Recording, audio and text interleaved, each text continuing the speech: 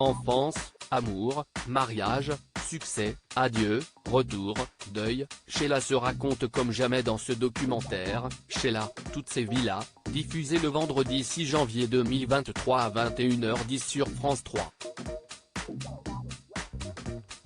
Diffusé le vendredi 6 janvier 2023 à 21h10 sur France 3, le documentaire Sheila, toutes ces vies-là permet à la chanteuse de L'école est finie, qui s'est exprimée récemment sur Les Enfoirés, de fêter dignement ses 60 ans de carrière. Elle y commente des archives d'émissions de télé de 1962 à aujourd'hui, des films personnels, ses tubes, ses hauts et ses bas, sa vie personnelle. Des témoignages complètent l'ensemble dont ceux de Michel Drucker, qui a rendu hommage à Linda de Souza récemment décédée, Jean-Marie Perrier, fiancé dans les années 60 à Françoise Hardy, François Cluzet, en guerre avec Jean-Marie Bigard, André Manoukian, dont Marianne James évoquait le souvenir dans La France a un incroyable talent, ou l'auteur-compositeur américain de Spacer, Nile Rodgers. Retour sur 5 éléments clés de la carrière et la vie de Sheila. Des débuts en trombe aux côtés de Sylvie et Françoise née le 16 août 1945 Créteil en banlieue parisienne, Annie Chancel se fait connaître sous le nom de Sheila en 1962 avec un premier disque, Jolie petite Sheila. Je chante Jolie petite Sheila qui n'a pas été mon plus grand tube, mais qui m'a fait connaître. Ça a été ma première télé où j'ai cru que j'allais mourir tellement j'avais le trac.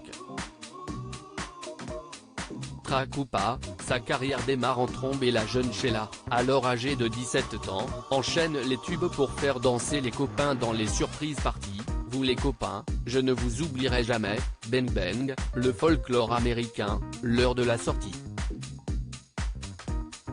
Après Sylvie Vartan et Françoise Hardy, Sheila devient l'une des idoles majeures des années 60. Elle se forge également un look, kilt et couette seront sa signature. CST un petit coiffeur de l'avenue Kléber qui a pris mes cheveux et a mis de nœuds. CST vrai que quand on a vu ça, ça correspondait totalement à la tête que j'avais. Je n'étais qu'une enfant. Cette coiffure que je n'aille porter qu'un an, CST ce qui a fait mon image. Claude Carrère, un mentor qui la prive de scène, une image et un début de carrière savamment créé par un homme, le producteur Claude Carrère. Carrère, c'était un précurseur et un visionnaire de ce métier.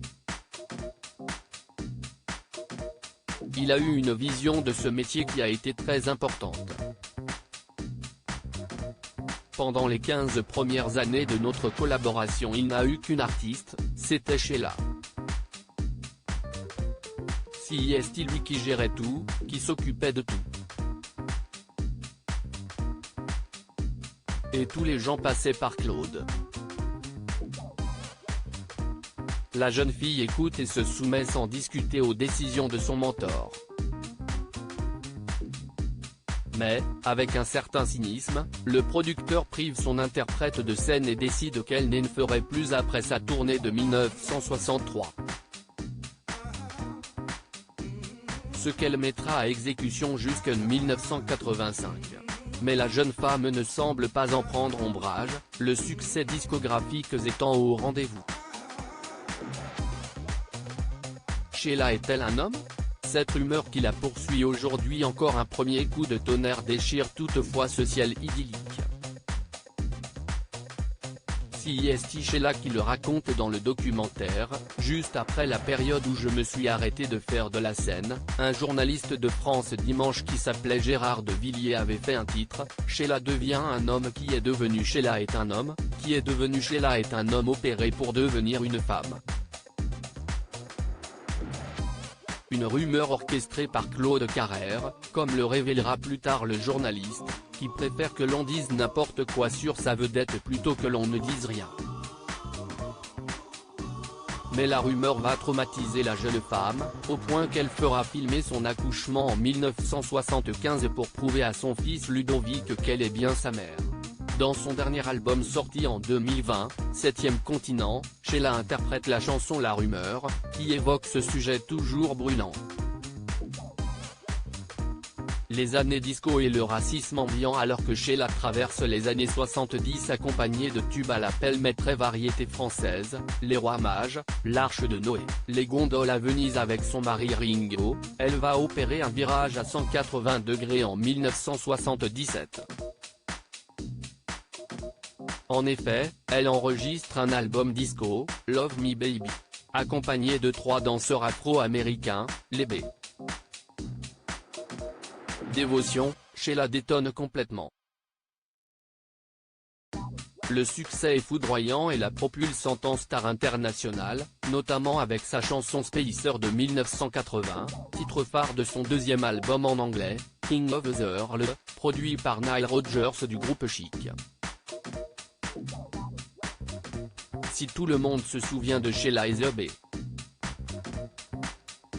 Dévotion, beaucoup ont oublié les propos racistes qui accompagnent le groupe à ce moment-là.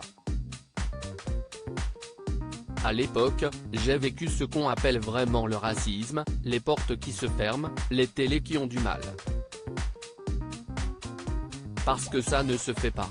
Peu importe, Sheila tient bon et se classe 5e au Billboard américain, l'équivalent de notre top 50. Un joli pied de nez. Un zénith réussi mais pas pour tout le monde.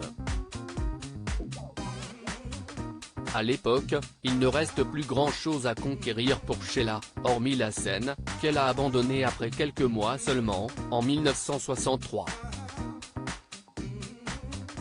En 1985, elle est bien décidée à prendre sa vengeance sur ses années perdues. Elle occupe le tout nouveau Zénith de Paris pendant un mois. Le spectacle est une vraie réussite et les stars du moment saluent la performance de la chanteuse. Cependant un journaliste va mettre un bémol à ce vrai succès et insuffler le doute sur le succès réel du spectacle. Il y a un monsieur Vermus, Paul, note de la rédaction, qui décide d'écrire « Y a-t-il encore un spectateur dans la salle ? Nous on a fait un mois de Zénith. Il a quelques jours où c'était un peu plus clairsemé. Encore une fois, la presse ne lui pardonne rien et s'acharne sur cet artiste qui au final, aura eu une magnifique carrière sur 60 ans. Et ce n'est pas terminé, puisque Sheila sera sur la scène du Grand Rex à Paris le 12 novembre 2023. Toutes ces villas. À lire aussi j'étais cocu, trompé, tout le monde savait sauf moi, Sheila revient sur son mariage houleux avec Ringo.